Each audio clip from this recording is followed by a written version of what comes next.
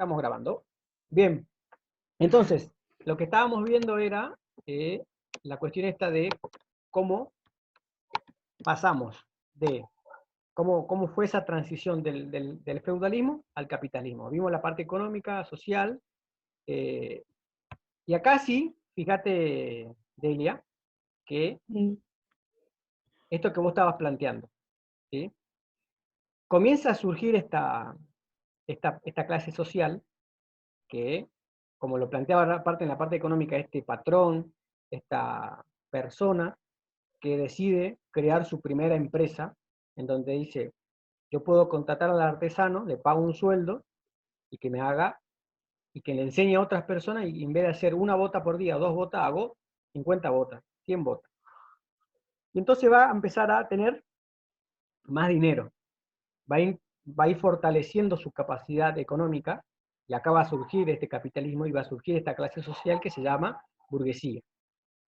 Esta burguesía entonces ¿qué va a tener? Va a tener un poder económico y un poder social, pero ¿cuál le falta? ¿Qué poder le falta? Político. El del Estado. ¿Cómo? El del Político. Estado o el Bien, político. político. ¿Quién dijo? Valentín. ¿Cómo está, Vale? Bien, No, vale. bien, político, ¿sí?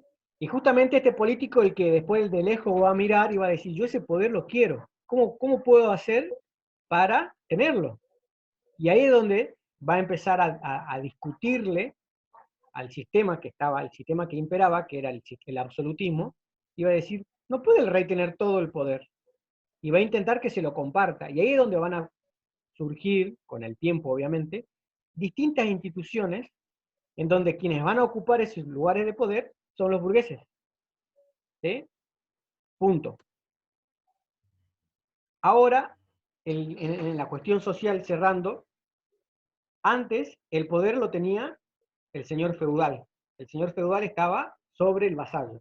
Ahora, este sistema de explotación va a ser que quien tenga ese poder de avasallamiento va a ser el señor burgués, el patrón, el que tiene la empresa, sobre el que trabaja, sobre el asalariado. El asalariado no le queda otra que recibir lo que le pague este patrón, porque si no le paga, no come. Y acá va a surgir también otra clase social, no todavía, pero con el devenir del tiempo, que se llama el proletariado. ¿Sí? En el aspecto cultural y religioso, teníamos que toda la Edad Media, quien ocupaba o sea, todo giraba alrededor de quién, de Dios. Él era como la máxima autoridad y que le delegaba ese poder al Papa. Ahora vamos a pasar a otro sistema en donde quien va a ocupar un poder y quien va a ser más importante va a ser el hombre en sí mismo, que es el antropocentrismo. ¿Sí? El centro de las cosas van a girar alrededor del hombre, el humanismo, y todas las cosas ya va a ser en función de levantar el ego del hombre. Por eso es que van a resurgir toda la parte cultural, artística de Roma, de Grecia.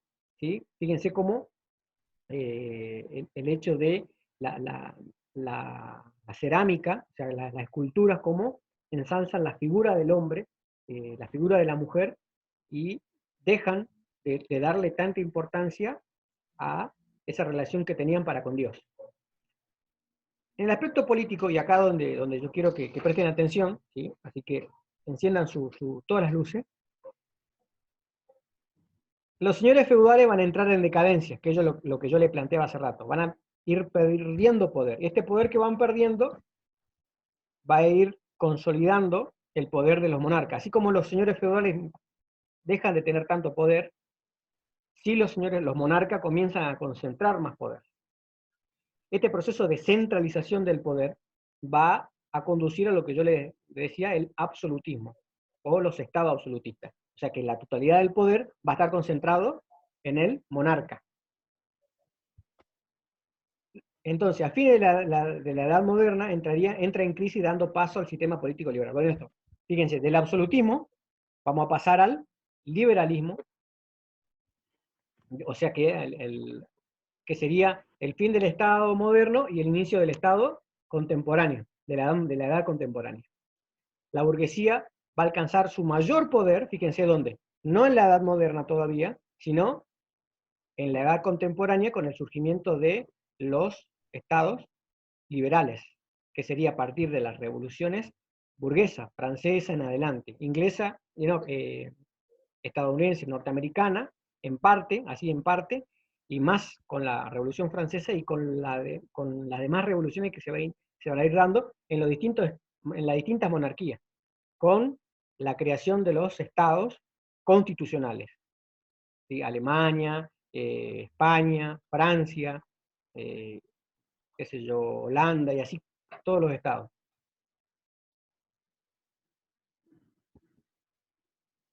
Ahora, Profe, ¿esas sí, revoluciones fueron lo que llevaron a la descentralización del poder o antes ya había descentralización?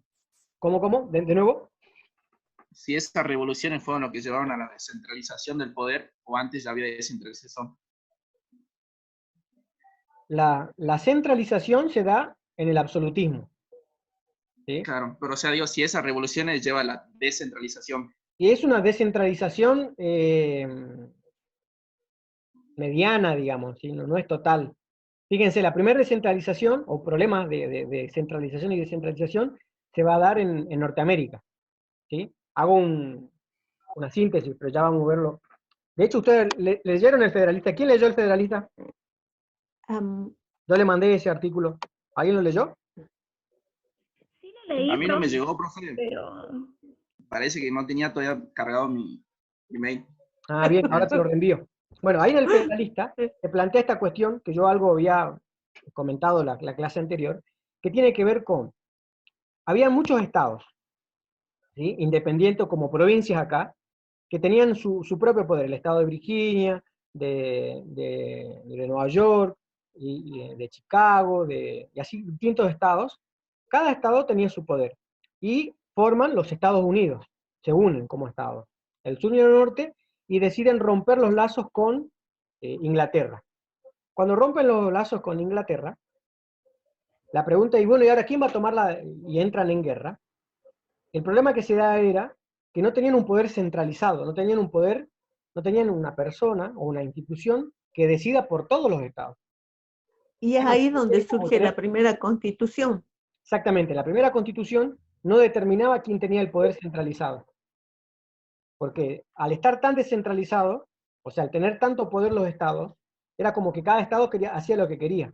Y eso no le permitía tener una unidad respecto a la guerra, respecto al dinero, digo, cómo cobrar impuestos, cómo hacer para tener un ejército. Bueno, todas estas cuestiones van a hacer crear la teoría del federalista, que lo que hace es decir, hay un cierto poder que van a tener cada estado, pero hay un poder que tiene que estar por encima de cada estado y tiene que estar centralizado. Y hay decisiones que tienen que tomarla una persona. Y ahí aparece la figura del presidencialismo, ¿sí? El Profe, pero presidencialismo, también se discutía en Norteamérica la pertenencia religiosa, que había una mitad de Norteamérica que quería seguir con una determinada religión y haciendo caso a las pautas de la iglesia, y otra que no.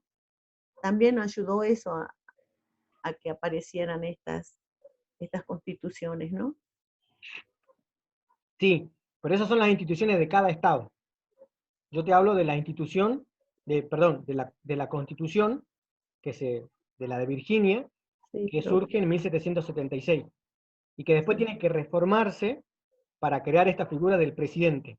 Hasta antes de la figura del presidente, eran tres los que tomaban decisiones. Era como una especie de triunvirato, si ustedes quieren. Pero no había una sola persona que tuviera la legitimidad y la legalidad para tomar las decisiones por todos los Estados Unidos. Entonces este es el problema que se va a generar. Y ahí es donde va a surgir esta institución que se llama el presidencialismo. ¿Sí? ¿Responde un poco tu pregunta, Sí, profe, sí. Ale? Ale, ¿te fuiste? Se fue, Ale.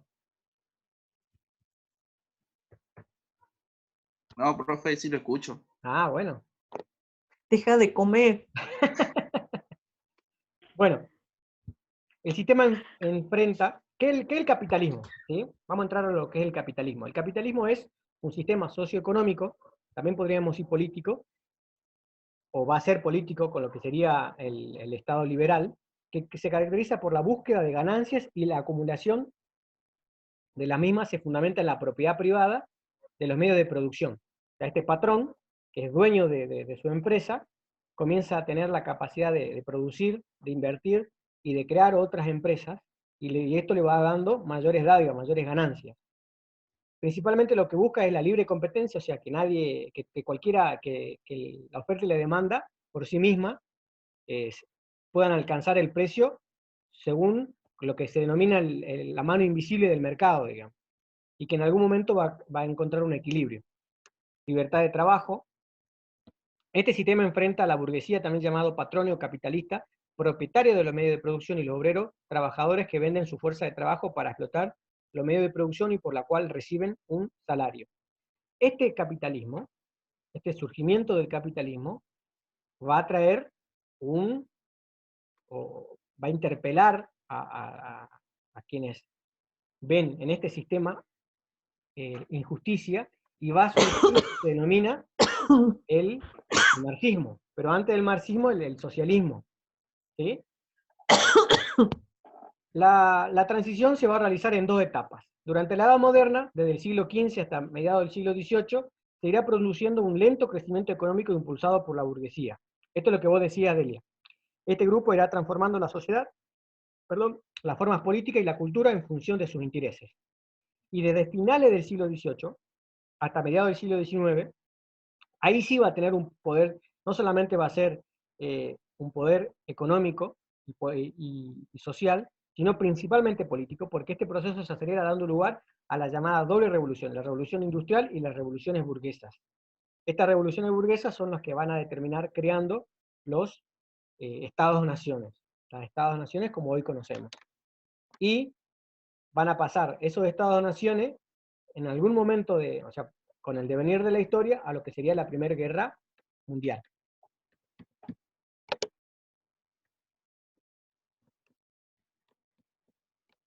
Preguntas.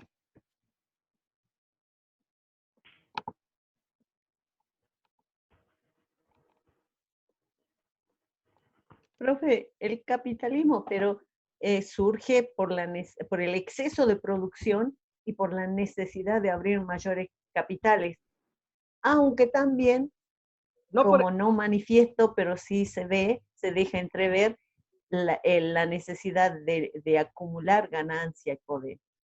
¿Es así?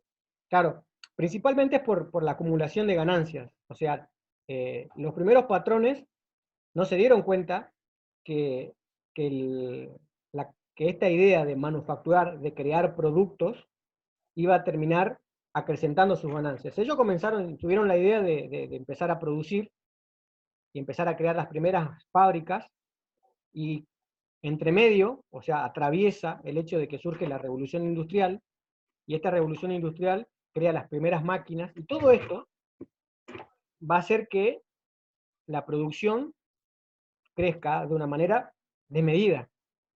Y más crecía, más vendían, y más dinero tenían. Entonces, esto va a acumular más dinero. Y este dinero le va a permitir comprar más cosas. ¿Sí? Y lleva un punto. Pero le faltaba lugar donde venderle. Claro, le sobraba lugar, digamos. Empezaron a través de las naves, de los buques, a exportar a distintos lugares. El comercio se va a expandir de una manera notable, y obviamente estos primeros burgueses van a crecer notablemente en lo que es su capacidad de tener capital, van a fundar los bancos van a dar préstamos. Acá la nobleza, por ejemplo, va a empezar a perder mucho poder. ¿Quién es la nobleza? ¿Vieron estos señores feudales que yo le conté al principio?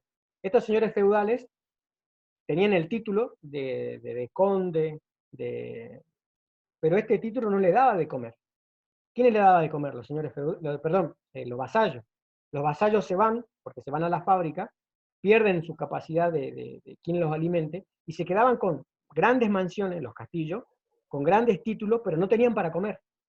Porque toda la riqueza, como generación a generación, empezaron a gastar, hasta que llegó un punto en donde tenían los castillos, tenían los títulos, pero no tenían la capacidad no tenían para comer, no tenían plata, no tenían dinero. ¿Alguien leyó Lazarillo de Tormes? Sí. ¿Sí? Bueno, fíjense cómo el Lazarillo de Tormes explica esto. ¿Sí? Eran grandes duques, grandes caballeros que tenían títulos, que tenían grandes casas, pero no tenían comida. Porque quienes tenían ahora el dinero, quienes habían logrado acaparar dinero, eran los burgueses. Y estos capitales concentrados van a terminar, estos burgueses van a crear los primeros sistemas bancarios, los sistemas crediticios, y de esto va a hacer, a su vez, exponenciar la capacidad de ganancia, porque no solo van a ganar con la fábrica, no solo van a ganar, sino que van a ganar dinero también con los intereses que cobran por los préstamos que dan, a la vez van a ganar dinero porque van a empezar a surgir las primeras telecomunicaciones, se van a ingresar en todos los ámbitos de poder, en todos los ámbitos de transferencia de productos y de servicios, ellos van a estar. Y ahí es donde se va informando este capitalismo. Y luego se van a dar cuenta que si no inciden en la política para crear reglas claras, reglas que a ellos les convengan, ahí es en donde despiertan esa necesidad de si ya tenemos mucho poder económico, ahora vamos por el poder político. Y ahí es donde comienzan a formarse los primeros estados liberales, los primeros estados constitucionales. ¿Sí? Siglo XVII, Profe, siglo XVIII. profe, ¿no le Te doy una parece idea. que El problema se da que hasta el siglo XIX, cuando se da la Primera Guerra Mundial, hasta ahí ellos tenían todo el poder. La guerra mundial, la Primera Guerra Mundial, pone en jaque el capitalismo, pone en jaque el hecho de que haya mucho capital en pocas manos y haya tanta pobreza. Y ahí es donde, a partir de la Primera Guerra Mundial, hasta inclusive la Segunda Guerra Mundial, surge de nuevo, resurge, pero con mucha mayor intensidad, el marxismo, el comunismo, y a partir de 1960 lo que sería la Guerra Fría con Rusia, con la URSS en realidad, que sostienen el comunismo. Sí, me decía Deli. sí, o sea, en sociología veíamos esto del el modelo eurocentrista, que es esa, la aplicación de ese poder económico, em, creando una matriz o un modelo de sociedad que les sea servil a ellos, que puedan usarlo y seguir sirviéndose de eso. Exactamente. Pero, profe, y hoy no lo ve, no es comparable con lo que pasa con la tecnología y el coronavirus y todo eso, ¿es algo similar? A mí me parece que sí. Lo que pasa es que es más difícil hoy, con la cantidad de información que hay muchísimas teorías respecto a la causa o la posible causa del coronavirus. Sí, fácilmente hay entre 10 teorías fácilmente yo he leído. No sé ustedes si pudieron ver alguna. Hay uno de un japonés. Hay varias. Está ¿sí? la básica, que es la Del la murciélago. del bichito este, ¿cómo La se de la llama? sopa. La del La de murciélago. la sopa de Murciélago. murciélago. ¿Sí? ¿Qué le parece la del murciélago? ¿Qué opinan? Yo pienso que, ¿Es posible ¿se o no? acuerdan? Yo pienso que sí, profe. Cuando nosotros terminamos de estudiar historia, vimos los planteos que hacía Fukuyama y Huntington, ¿sí? Y yo creo que mucho de eso se aplicó hoy, porque él ya decía de que la próxima guerra no iba a ser ya de estas cosas que habían trascendido ya en la historia y que el hombre había llegado al fin de la historia, que dice Fukuyama. Que él decía eso porque creía que era la próxima la guerra de la ciencia o las guerras bacteriológicas que siempre han estado presentes en todas las guerras, profe. Bien, dame un segundo ahí, por favor. Sí, profe. Diste en el clavo algo que yo me estaba olvidando que era fundamental respecto al paso del feudalismo al capitalismo, y es la peste negra. Ah, La claro. peste negra es una cuestión trascendental, digamos, que hace que se disgregue con mayor razón por la cantidad de muerte que hay en el feudalismo y pierdan poder los señores feudales y resurja el capitalismo. Yo ahora le voy a enviar un video que habla sobre este tema que tiene que ver, y que es muy actual, digamos, que es el video se llama La bacteria que posibilitó la transición del feudalismo al capitalismo. que es la peste negra. Véanlo tranquilo cuando ustedes quieran y hacemos después un análisis de este tema. Pero gracias por plantear esto que me estaba olvidando. Pero bueno, avanzando para ir cerrando. Aparte de la teoría del murciélago está la conspiración china, está la epidemia selectiva ideada por el capitalismo, o sea, para matar los viejos, que hoy ahora con este tema de que hoy, por ejemplo, se mandaron a todos los abuelos al banco y que hubo todo un desfasaje, pareciera que podría ser, que podría haber, digamos, algo de verdad. En sí, algunos plantean... En política, profe, en política es saber aprovechar las oportunidades, ¿o no nos enseñó eso? Y yo creo que cada uno, desde su punto donde esté parado, va a tratar de aprovechar esta situación porque está generando una crisis, un cambio de pensamiento, de uso del trabajo, de la comunicación. Nosotros estamos hoy haciendo estas clases y con esto también estamos evidenciando que no hay necesidad de tener grandes casas o lugares como para tener clases. Eso es un cambio ya. Creo que va a tener una modificación porque todas estas crisis, sobre todo aquellas que han tenido relación con la enfermedad y ha hecho plantear y buscar otros modelos de subsistencia social o actividad social, va a llevar a otro paradigma social. ¿Qué dice usted? Por supuesto, sin ninguna duda es que va a haber un antes y un después.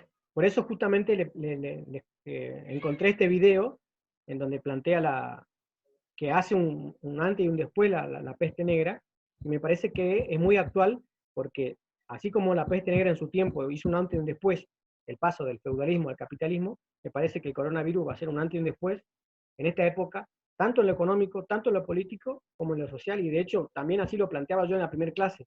La mayoría de los estudios que van a hacer de ciencias políticas, de teoría política, va a ser respecto a los sistemas de salud, sistema público, sistema privado, se pone en jaque los liderazgos políticos, las decisiones políticas. Se hace falta tantos funcionarios y al final la decisión es la toma del presidente. ¿Hace falta tener un Congreso tan grande? ¿Hace falta tener No, tantos pero yo funcionarios? creo que, ¿Entienden o profe, no? yo O creo sea, va a haber que mucha tela por cortar, pero que va a permitir un desarrollo, me parece a mí, bastante bueno, digamos, para nosotros. profe, siempre y cuando la población tenga la madurez de entender estos cambios, ¿no? Y además que los mismos gobiernos tengan la capacidad de empezar a poner gente que tenga capacidades para desarrollar un nuevo sistema social, económico, que se viene para plantear, porque yo creo que con esto del tema de la caída del petróleo, la guerra que nadie habla del petróleo, que tampoco todos están calladitos. Sí, sí, es cierto. Pero también sabe cuál es la cuestión de las prioridades. ¿Cuáles son las prioridades? O sea, ¿dónde tiene que ir el Por eso dinero? digo que la gente tiene que estar capacitada para saber. Ahora sí yo creo que va a ser necesario tener muy buenos politólogos o pensadores, ¿no?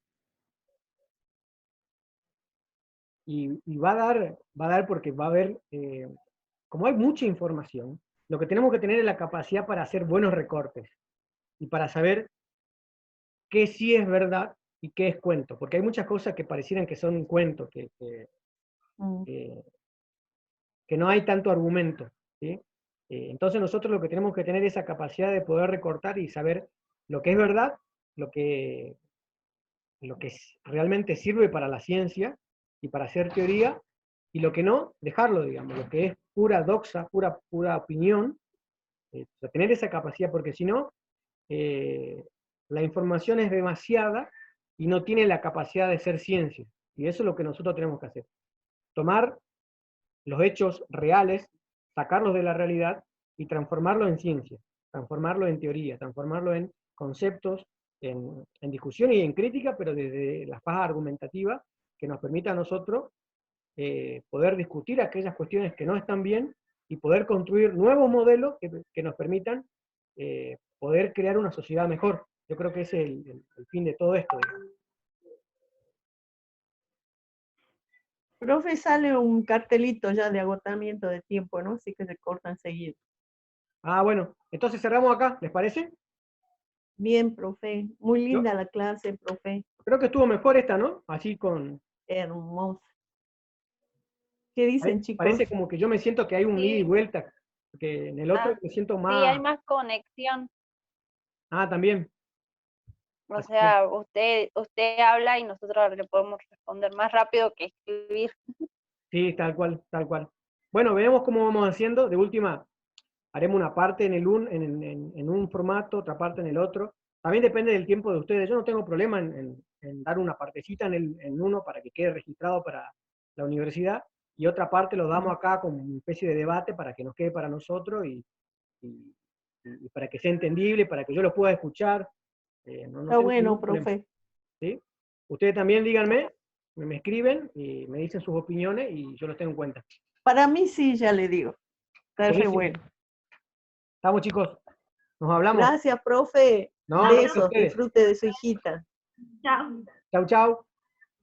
Chao, profe.